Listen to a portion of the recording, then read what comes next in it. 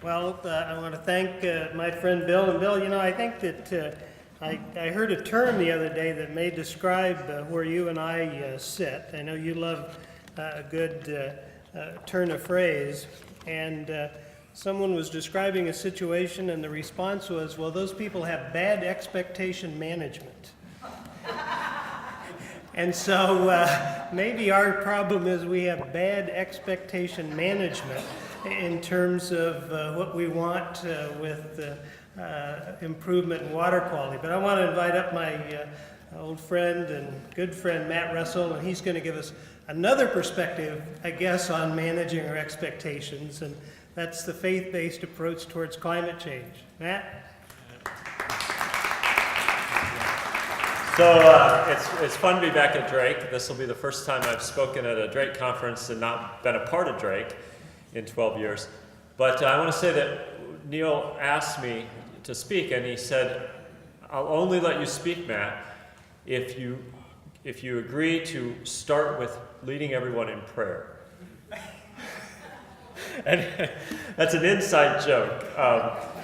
Neil, I am part of a faith-based organization in Iowa, Interfaith Power and Light. We do work interfaith across the whole state with congregations and judicatories and people of faith on finding solutions to climate change. But oftentimes we were in the office and the door would close and we'd have private conversations. And Neil knew I came from a very religious tradition in my own life of vocation. And he not so much. But I will say this, that the work that we did together was very Spirit-led. And wherever you sit in the universe and find your spiritual center, the work that the Agricultural Law Center has done under Neil's leadership has definitely been Spirit-led and really made a difference. And so I offer that as a bit of a joke, but in fact, I would like us to start in prayer or reflection or wherever you are in your place in the universe. So what I want us to do is just take a moment and sit in the midst of the climate crisis. And that's floods, that's fires out west, that's rising sea levels, melting Arctic ice. We are in crisis. The signal for this is the Paris Agreement. What came out of the Paris Agreement, the two most important things were that the global community signaled, and this was a lot of jurisdictions. It was cities, it was states, it was nation states. They said, we're going to have a global public policy framework to deal with this problem. And up until then, Kyoto, Copenhagen, everyone talked about it, but there was no consensus. And in Paris, there was a consensus. And the other thing that happened was the business community came to Paris and said, we want that global public policy framework because we can't do markets without it. And so that was a tremendous signal. And the other signal that wasn't maybe quite as clear, but you can peek over the horizon to see where it's coming, and that is the monetization of carbon. Whether it's a carbon tax or whether it's a cap and trade system, there is going to be some mechanism in which we start to monetize carbon. And the other thing that happened, and that's why I put the 4 by 1,000 up there, is that agriculture finally came to the table. And not in a very big way, but at least we were there. So the thing about agriculture for 10,000 years is that it solves human problems. And so when people come to live together, there's problems, and we use managing natural living systems to solve those problems. That's what agriculture is. And so we are living I'm 48 years old, I'm a 5th generation Iowa farmer. My husband and I have 110 acres that we bought or are buying in Marion County. And I grew up on a farm in western Iowa where my parents and my brother and sister-in-law are still farming a commodity farm of about 1,000 acres. That's starting to unwind with the transition and landowners. But I am the beneficiary of an agricultural system that solved a huge problem, the population bomb. Now, there's some debate about that, and we don't have to necessarily deconstruct it completely. But the world needed more food because the world was growing exponentially, and there were people who predicted that this was going to be the end. But we figured out using agriculture, and not just agriculture, there's global trade, there's financial institutions, there's a whole bunch of things that came into play to create the production that matched the population. So, we were leading that in Iowa. Our farmers, our institutions, our organizations, we embraced that challenge, and we developed agricultural systems that then got replicated all over the world. And we still hold on to that moral frame of feeding the world. Whether that's accurate or not anymore, it still speaks to us as farmers that we had a moral obligation to feed the world, and we developed agricultural systems to do that. We also had the economic leadership so that we reaped the benefits. If you think about who the innovators were, it's the Wallaces, it's the Borlaugs, right? It's Iowans, it's the institutions, it's the individual farmers, it's the development of the Iowa Farmers Union and Iowa Farm Bureau, right? Farm credit, and all the politics of farm bills that Iowa has we punch above our weight in making those things happen. And so the moral view and the economic view of the leadership and development. The world is not demanding exponentially more food. Every signal globally is that the world is demanding stabilizing the climate. So if we're going to pay attention to that as farmers, how are we going to use agriculture? We're going to use it to solve the problem of climate change. So some things, climate change threatens the stability of our production. It's going to impact how we're able to grow food. It impacts conflicts. And I put this, the environmental conflicts nexus. Our military is looking very closely at what's happening. It blows up migration. So that's the biggest problem in the world. And so, what is our opportunity here in Iowa as farmers? We have the best soils on the planet. We have an existing infrastructure, high technology, and we have industrial development. We've got capital. And the most important thing is that farmers have political power. How are we going to use these assets as farmers to solve the biggest problem in the world? So I think about farmer innovation, and I think where we are. So when we talk about conservation, there's three big things that we already say are happening and needed, right? Soil, conservation tillage, managed grazing, cover crops, and crop rotations. But if we look at the first three, they're already being used. Who innovated those first three? I can tell you my history tells me that John Deere was not sitting around going, we need to establish no-till farming. Right? That was farmers in their machine shops with their welding equipment. What happened once farmers started to do that and innovate? John Deere came around, and instead of panicking because they couldn't sell any more plows, realized that they can sell a whole new class of equipment. On the managed grazing, that wasn't the industry coming up saying, the dairy industry didn't say, we need to get those cows back out on the field. It was farmers who did that. And now we have a whole industry on top of that. Fencing equipment. I grew up with a mallet in hand and a little steel post and a T-post and a big driver and a piece of wire that was wrapped up on the back of a tractor, and you unwound it with the PTO. Right? Now I walk out there with a handful of things. I step them in the ground and I unroll the nylon. There's a whole industry around grazing that's been built, but it's built on farmer innovation. Cover crops. That's practical farmers of Iowa and farmers developing that, rediscovering that, and implementing it. And then crop rotations. Don't look to Monsanto at all anymore. Don't look to Bayer to develop the next rotation. They're pretty much invested in the crops they already have. It's going to be farmers who innovate about this. And so the model that I look at is ethanol. Farmers developed that, they innovated it. They solved problems that they had with oversupply. They developed a product that the world was not demanding. And they used public policy and markets to deliver a product that they defined the problem around their assets and delivered something in the marketplace. And it had some very big benefits with rural development and farm income. So it's not a panacea, obviously.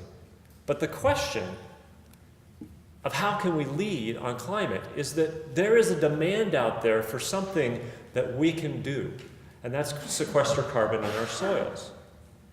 But right now we're boxed in because farmers aren't willing to step into that leadership position.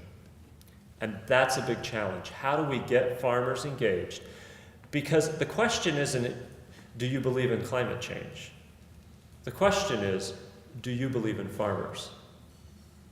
And unfortunately, so many of our farmers are taking a pass on saying, I believe in myself and I believe in my fellow farmers, because we know from the science that we can solve this problem. But we will have to make some changes to our agricultural systems. So at Iowa Interfaith Power and Light, we're developing a project to go out and try to get farmers talking to each other around two frames. The first one is a moral frame. If the biggest crisis in the world is climate change, and historically your grandfathers and your grandmothers rose to the occasion to feed the world out of a moral call to respond to that big problem, what are you doing to respond to that problem? How is God calling you to use your assets, your innovation, your land, your position in the world to respond to that problem? So what's the moral call? And the problem of climate change is not a technological problem anymore. It is a moral and political problem. That's what's preventing us from solving it, not that we don't understand or have the technology. And the second is, what's the economic argument? What's the economic opportunity? And these two are not divorced from each other or contradictory. They're complementary. Because if we do not come up with an economic model that incentivizes the innovation on farms, then our farmers can't innovate fast enough. There has to be an economic model that rewards those farmers who are willing to innovate, so that then we can go faster and innovate creatively enough. Because as a farmer, I can tell you, it's fun, it's exciting, it's rewarding, but it's hard. It's not easy to figure out how to manage your system. And Ray can speak to that, and Seth and Liz, farmers who are trying to figure this out. It's hard, but it's worth it. And if we can create an economic mechanism that rewards that, then we can unleash opportunities for the next generation, and we can capture that value for not only our farms, but our rural communities. So here's the other thing. I don't know what the number is, and I haven't seen anybody put that number out there, what the number is going to be in the next 10 or 15 or 20 years on the value of carbon and how much money is at stake. But it's a huge pot because it's a huge problem. And I talk to some farmers and farm leaders, and they'll say, we can work on water quality, and we can work on soil health, and we can get there. We can kind of do it. We don't have to talk about climate change. Well, it doesn't work that way. There is not a big, huge pot of money to solve water quality. So you can work on water quality all day long, and you can make a little bit of a difference. But as a farmer, I can't really expect to get paid for that. But if I'm solving a problem that I didn't create any more than everybody else, and there's a huge pot of money for somebody to fix it, sign me up, right? And I will then have the resources to make the changes that I need to do on my farm to solve that problem, and we accelerate fixing our other problems, our rural development problems, our water quality problems, our wildlife problems, our soil health problems, our production. And Jerry, I've heard you say this before. If we go from 2-3% organic matter up to 5 or 6% organic matter, we're growing 300 bushel corn and are using almost no nitrogen. So this is not how do we sacrifice production. It's how do we innovate our systems, managing those living systems to have healthy soils, super productivity, and it's also precision agriculture. I don't need every acre of my farm. The whole time I grew up, the management unit got bigger and bigger and bigger. And I was just at lunch, we were talking about 160 acre management unit. That's my cornfield. I tore out all the fences and I got the big equipment. Well, in the last 15 years, we've turned that on its head because with precision agriculture, the management unit is now about what, a meter? So I can now manage my 160 acres meter by meter. So I can put a wetland out there in the middle of my field. And if I'm getting paid to do that because that's helping me sequester carbon, then as a farmer, I want to say amen to that, right? So what we're doing, I want to give some time for questions if I even have any left. But what we're doing at Iowa Interfaith Power and Light is saying, hey, we believe in farmers. And farmers that also believe in each other and believe that we are problem solvers and innovators, we want to bring those folks together to have a conversation. Because the research I did it at Drake with Neil here, and we looked at how the supply chains up at Unilever and General Mills, the top of the supply chains, they're really interested in emissions and carbon, and they want to be able to sell their products and have them be sustainable on those metrics. But they're not looking at paying farmers to do that. And if farmers aren't willing to come to the table and say, we're solving this problem on our terms and we're leading, nobody's going to write them a check. We're going to end up kind of hazardly developing some solutions that have public value that we don't get paid for, and take a pass on the opportunity to unleash the power of innovation, solve this problem on our terms, and be at the table to make sure the value of what we do comes back to our rural communities and to our farms. So with that, I'll take some questions. If you are a farmer that believes in farmers and believes that we can solve climate change by what we do on our farms, I mean, this is beyond adaptation, this is to mitigation. I want to talk to you, and I want to bring you into some of the conversations that we're having. These are not public conversations. These are private conversations in church basements to get farmers talking to each other to solve this problem.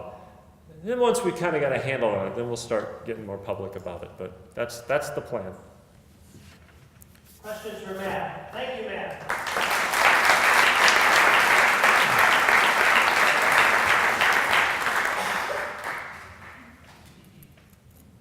No questions? Anyone have a question? Bob? Maybe? Anybody? None. Old Matt Newman. Matt, your optimism is dying. You asked us what makes us hopeful, and I honestly kind of have a hard time coming up with an answer because climate change seems such a big thing to take on. So I guess what brings you hope, and how do you remain so optimistic? To be honest, it's some of the things I've read, but mostly it's listening to the passion of Seth. It's being at some field days. It's recognizing that the very best things in agriculture come from farmers, and businesses build on that.